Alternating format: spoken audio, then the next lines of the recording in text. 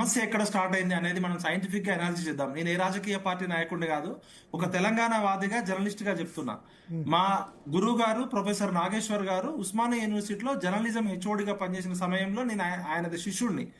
నాగేశ్వర్ గారు అమిత్ షా గారు పవన్ కళ్యాణ్ గారు కలిసిన సందర్భం గురించి, పవన్ కళ్యాణ్ గారు అమిత్ షాని కలిశారు ఎక్కడ, ఢిల్లీలో. ఆ కలిసిన నాగేశ్వర్ గారు హైదరాబాద్ స్టూడియోలో కూర్చొని మాట్లాడారు. ఆ ఇద్దరు వ్యక్తుల మధ్య జరిగిన విషయాన్ని రహస్యం లేదా బ్రహ్మ రహస్యం అంటారు. అలాంటిది నాగేశ్వర్ గారు ఒక సీనియర్ అనలిస్టు, విశ్లేషకుడుగా ఆ అమిత్ షా చెప్పాడా పవన్ కళ్యాణ్ చెప్పాడా అనేది నాగేశ్వర్ గారి సోర్సు. మరి నాగేశ్వర్ గారు మూడు తప్పులు చేశారు. ఒకటి, హియర్సే అంటే పాలిటిక్స్ లో అనాలిసిస్ చేసేటప్పుడు విశ్వసనీయమైన సమాచారం ఉన్నప్పుడు మాత్రమే మనం ఆ సోర్స్ ని రివీల్ చేయకుండా వాడతాం. మరి నాగేశ్వర్ గారు అక్కడ విశ్లేషణ చేయలేరు, రిపోర్టింగ్ చేయలేదు. జస్ట్ ఆయన హియర్సేగా స్పెక్యులేషన్ చేసి ఆయన ఊహాగానంతో చెప్తే అది చెప్పడం తప్పు. చెప్పినాక దానికి కట్టుబడి నిలబడి ఉండాల్సింది. మన ఎవరు మన పవన్ కళ్యాణ్ గారు, నాదెండ్ల మనోహర్ గారు అంటే నాకు గౌరవము. మా ఇంటికి మా కొడుకు పెళ్లికో మా కూతురు పెళ్లికో పవన్ కళ్యాణ్ గారు వచ్చారు. ఆయన మీద గౌరవంతో నేను ఉపసంహరించుకుంటానా అన్నారు.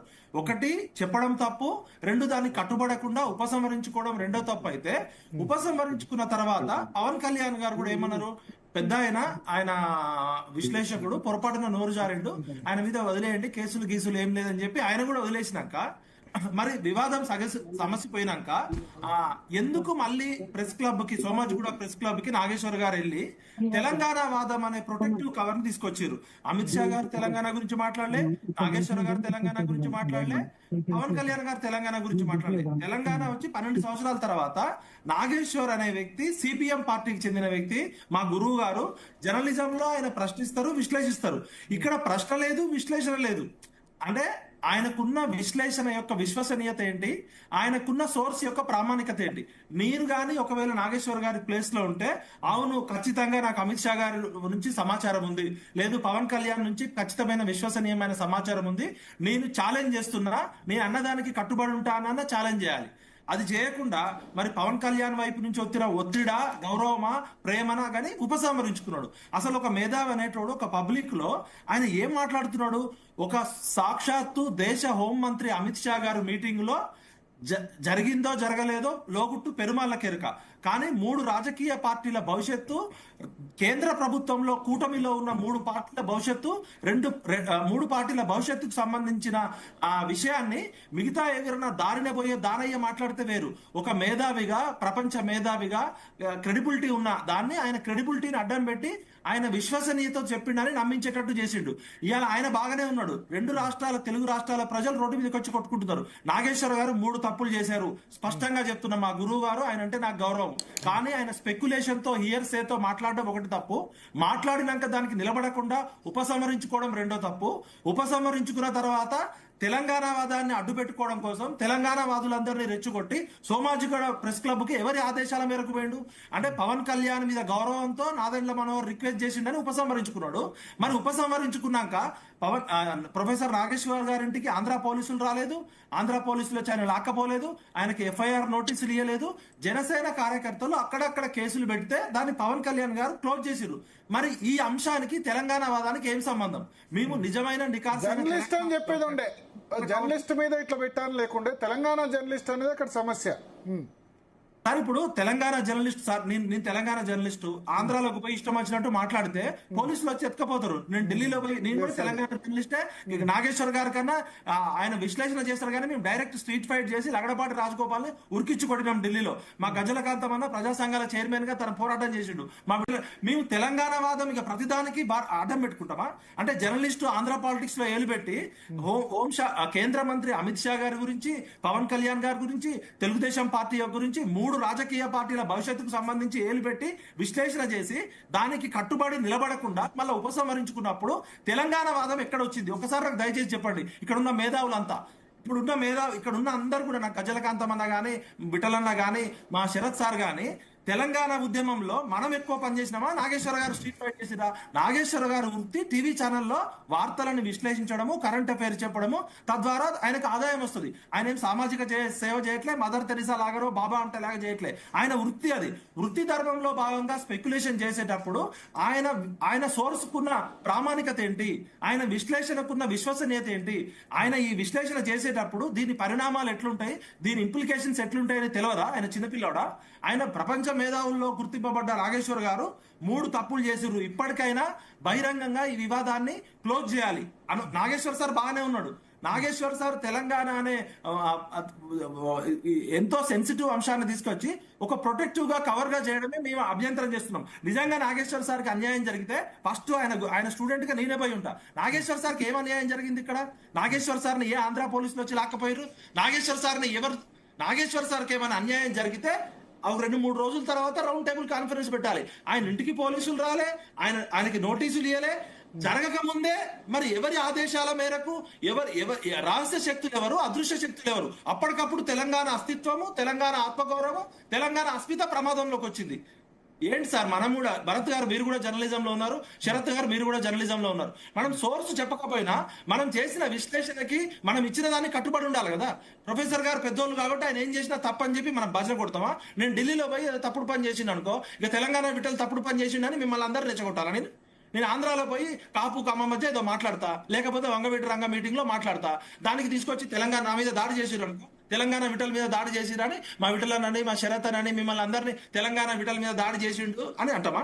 ఇంకా ఎన్నాళ్ళు మనం అడ్డం పెట్టుకుంటాం? తెలంగాణ అనేది 12 సంవత్సరాల క్రితం వచ్చిన తర్వాత మన ఆత్మగౌరవం, మన అస్మిత గురించి మాట్లాడుతున్నారు కదా. దయచేసి మీ అందరికీ చేతులు మొక్కి అంటున్నా, ఏ దేశంలోనైనా ఉద్యమాలు జరిగితే భూమిపుత్రుల మీద దాడులు జరగవు. ఇక్కడ తెలంగాణ వాళ్ళే నాన్ లోకల్ మీద ఎక్కడ దాడి చేయలే, లోకల్ పిల్లలే 1200 మంది చచ్చిపోయారు. 12 సంవత్సరాల తర్వాత కూడా 70 సంవత్సరాల సుదీర్ఘ పోరాటం తర్వాత లక్షలాది మంది ప్రజలు త్యాగం చేస్తే 1200 మంది పిల్లలు చచ్చిపోతే వచ్చిన తెలంగాణలో కనీసం 1200 మందిని గుర్తించి గౌరవించుకోలేని తెలంగాణ మనది. మన పిల్లలని, మన నాన్నలని 370 మందిని పిట్టలు కాల్చినట్టు కాల్చి చంపిన కాసు బ్రహ్మానందరెడ్డి విగ్రహం తెలంగాణ వచ్చినాక 12 సంవత్సరాల తర్వాత కూడా కేబీఆర్ పార్క్ ఉంటది, కాసు బ్రహ్మానందరెడ్డి విగ్రహం ఉంటది. అసెంబ్లీ ఎదురుగా అమరవీరుల స్తూపం ఉంటది. ప్రతి ఎమ్మెల్యే, ప్రతి ఎంపీ మనందరం కూడా పోయి అమరవీరుల స్తూపానికి మొక్కుతాం. ఇప్పటి వరకు అమరవీరుల స్తూపం అఫీషియల్ గా ఇనాగ్రేట్ కాలేదు. ఆ అమరవీరుల స్తూపం మీద ఒక శిలాఫలం వేసుకోలేకపోయినాం. ఎవరన్నా ఆత్మగౌరవము, మా తెలంగాణ గొప్పది అంటే, నిజంగా మనకు ఆత్మగౌరవం ఉంటే, నిజంగా మనకి రేషం, పౌరుషం, తెలంగాణ అస్మిత ఉంటే, రేపు పొద్దున అందరం పోయి కాసు బ్రహ్మానందరెడ్డి విగ్రహం బలకొడదాం, కాసు బ్రహ్మానందరెడ్డి పార్క్ చేంజ్ చేద్దాం.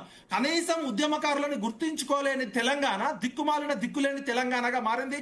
అంతకు ముందంటే ఆంధ్రలో తిట్టినాం, సమైక్య ఆంధ్ర పాలకులు, కోస్తాంధ్రోళ్ళు, కమ్మోళ్ళు ఇష్టం వచ్చినట్టు తిట్టినాం, నేను కూడా తిట్టినా.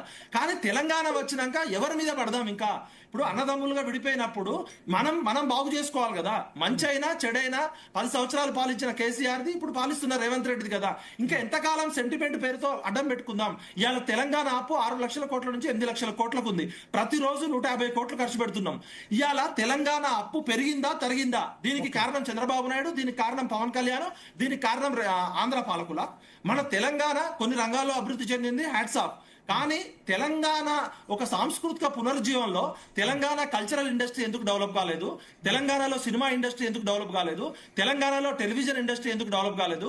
తెలంగాణ క్రికెట్ అకాడమీ ఎందుకు డెవలప్ కాలేదు? ఒక రాజకీయ నాయకులకు పదవులు వస్తే తెలంగాణ వచ్చింది సాంస్కృతిక పునరుజ్జీవనం. ఇక్కడ మన ప్రైడ్ ఎక్కడ పోయింది? ఎస్సీ ఎస్టీ బీసీలు కాంట్రాక్టర్లు అయినరా? పేదోళ్ళు కోటీశ్వర్లు అయినరా? నిరుద్యోగ సమస్య పోయిందా? సహజ వనరుల నుండి, మానవ వనరుల నుండి, ఖనిజ వనరుల నుండి ఈ మూడింటి మధ్య కరెక్ట్ పాలసీ ఉంటే ఈ 12 ఏళ్లలో ఒక రోడ్ మ్యాప్ పడేది. మనం అభివృద్ధి నుంచి అక్షరాస్యతలో వెనుకబడ్డాం. ఇవాళ నిరుద్యోగంలో టాప్ లో ఉన్నాం. ఎక్కడ తెలంగాణ ఈ 12 ఏళ్ల దానికి పవన్ కళ్యాణ్ ఏం కుట్ర చేసిండు, చంద్రబాబు ఏం కుట్ర చేసిండు? పెత్తనం మీకు ఇచ్చినాం కదా, పెత్తనం ఇచ్చింది రేవంత్ రెడ్డి గారికి, కేసీఆర్ గారికి. మనం నిజంగా ఆత్మ పరిశీలన చేసుకుందాం. ప్రతి దానికి తెలంగాణ అనే సెంటిమెంట్ వాడితే, ఒక పవన్ కళ్యాణ్ అనే సినిమా నటుడు ఇక్కడికి వచ్చి ఒక మీటింగ్ పెడితే తెలంగాణకే ప్రమాదం వచ్చింది, తెలంగాణ అస్మిత ప్రమాదంలోకి వచ్చిందంటే తెలంగాణ ఉద్యమం అనేది నిజంగా అంత వీక్ ఉద్యమమా? ఒక చంద్రబాబు నాయుడు వచ్చి ఒక ఎన్టీఆర్ విగ్రహం పెడితే తెలంగాణ మొత్తం కింద మీద అయిపోతుందా? 4 కోట్ల మంది ప్రజలు తమ పార్టీ పార్టీలకు అతీతంగా లక్షలాది మంది ప్రజలు 60 సంవత్సరాల నుంచి ప్రజల ఆకాంక్షల కోసం ఒక 14 ఏళ్లు ఉద్యమం చేస్తే వచ్చిన తెలంగాణ ఒక పవన్ కళ్యాణ్ కో, ఒక చంద్రబాబు నాయుడుకో, ఒక ఎన్టీఆర్ విగ్రహంకో ముడిపెట్టి చూపడం అంటే మీకు అవసరమైనప్పుడు తెలంగాణ సెంటిమెంట్ తీస్తారు. అదే టిఆర్ఎస్ పార్టీ ప్రపంచ తెలుగు మహాసభలు పెట్టినప్పుడు తెలంగాణ ఆంధ్ర లేదు, అయిపోయిందిగా, 2 రాష్ట్రాలు విడిపోయినాయి, మనం కలిసి ఉందామని చెప్పి కేసీఆర్ గారు స్వయంగా చెప్పారు. ఇదే టిఆర్ఎస్ పార్టీ తెలంగాణ రాష్ట్ర సమితి నుంచి భారత రాష్ట్ర సమితిగా ఉండి ఉత్తరప్రదేశ్ కి, మహారాష్ట్రకి, బెంగాల్ కి పోయినప్పుడు మరి ఒక జాతీయ పార్టీగా మారింది. ఆ రోజు మనం ఎందుకు అడగలే కేసీఆర్ ని, నువ్వు తెలంగాణ కోసం పుట్టిన పార్టీ 1200 మంది పిల్లల్ని చంపినావు, 6 లక్షల కోట్లు అప్పైంది, నువ్వు భారత రాష్ట్ర సమితిని ఎందుకు పెట్టినావని మనం ఎందుకు గల్లాబట్టి అడగలే? తెలంగాణ తల్లి విగ్రహాన్ని రేవంత్ రెడ్డి గారు బతుకమ్మ తీసేసినప్పుడు మన సోయి ఎక్కడ పోయింది? కాసు బ్రహ్మానంద రెడ్డి పార్క్ మీద 12 సంవత్సరాలు ఉన్నప్పుడు మన సోయి ఎక్కడ పోయింది? మన విగ్రహాలు ఎందుకు పెట్టమని అడగం. ఒక బాలసుబ్రహ్మణ్యం విగ్రహం పెట్టినప్పుడు, ఒక ఎన్టీఆర్ గారి విగ్రహం పెట్టినప్పుడు మన గూడు అంజనా విగ్రహం పెట్టమని ఎందుకు అడగలే? మన విగ్రహం పెట్టమని ఎందుకు అడగలే? మన గూడు అంజనా విగ్రహం ఎందుకు పెట్టుకోలేకపోయినాం? చంద్రబాబు నాయుడు గారి యొక్క ఏజెంట్ గా వాడు పీకుడేందిరో అని అడిగిన గూడు అంజన్న చచ్చిపోతే మనం పట్టించుకోలేదు. కేశవరావు జాదవ్ సార్ని గుర్తించుకోవడంలో ఫెయిల్ అయినా.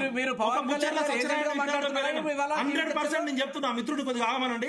మంచి చేసినా చెడు చేసినా కేసీఆర్ కి మంచి చేసినా చెడు చేసినా 10 సంవత్సరాలు కేసీఆర్ ఏం చేసిండు? ఒక నిమిషం సోదరా, నేను మెచ్చుకుంటా ఏ డిపార్ట్మెంట్ లో అయినా అవార్డులు తెలంగాణ కేటీఆర్ గారిని విమర్శించడమే పని పెట్టుకున్నారా? ఉండండి, మీరు ఉంటే ఆంధ్రాకి ఏజెంట్లుగా తయారైతే కాండి. మీరు గతంలో గౌరవం ఉండేది, మీకు గౌరవం ఉండేది. గజ్జలకాంతం గారు మాట్లాడు. గజ్జలకాంతం గారు ఒక నిమిషం భరత్ గారిని వెళ్తున్నాను, ఒక నిమిషం భరత్ గారిని వెళ్ళిపోతున్నాను. ఒకటే కేసీఆర్ గారి మీద కోపంతో కాదు, కేసీఆర్ మీకు వ్యతిరేకత కనిపిస్తుంది. తెలంగాణ అభివృద్ధి చేసిన నాయకుడు మీకు ఎవరు? చంద్రబాబు నాయుడు, పవన్ కళ్యాణ్ గారిని భరత్ గారు కేసీఆర్ గారిని అందరు ఎందుకు తిడతారు, ఎందుకు కోపంతో అంటారు? కేసీఆర్ కి కెపాసిటీ ఉంది. KCR capacity respects capacity.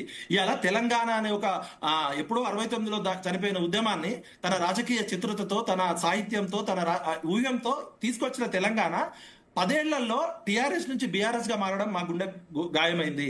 TRS పార్టీని మా సొంత పార్టీగా, నేను ఫస్ట్ జైలుకు పోయినా, 2001లో ఫస్ట్ జైలుకు పోయింది ఆ పార్టీలో నేను.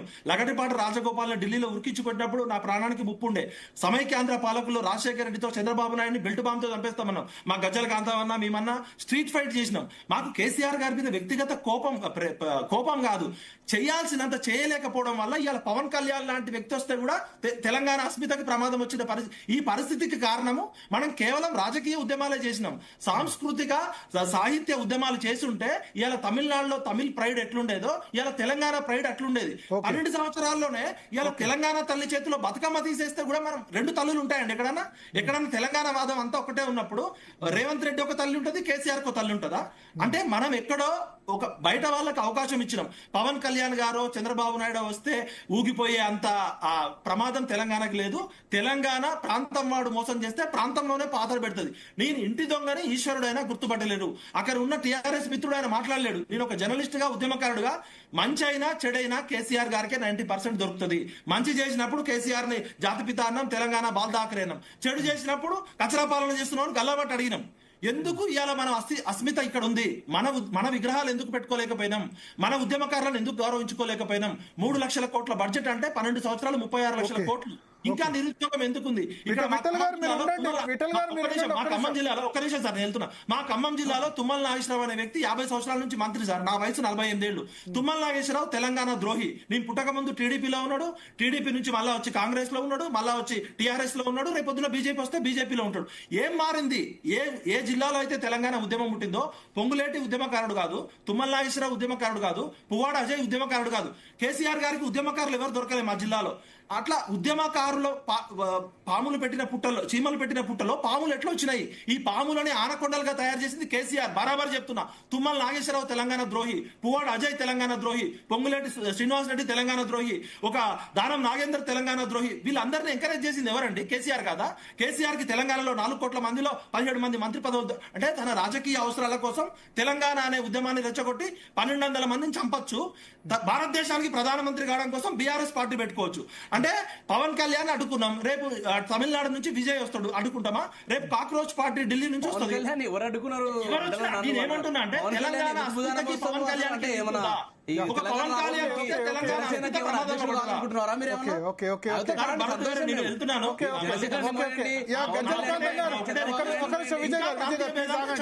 దయచేసి డెవలప్మెంట్ పాలిటిక్స్ చేద్దాం. గజ్జల కాంతం గారు, ఏంది కాంగ్రెస్ పార్టీ ఎందుకు అనుమతి ఇవ్వలేదు ర్యాలీకి? మ్యూట్ తీసేసి మాట్లాడండి. ఎస్.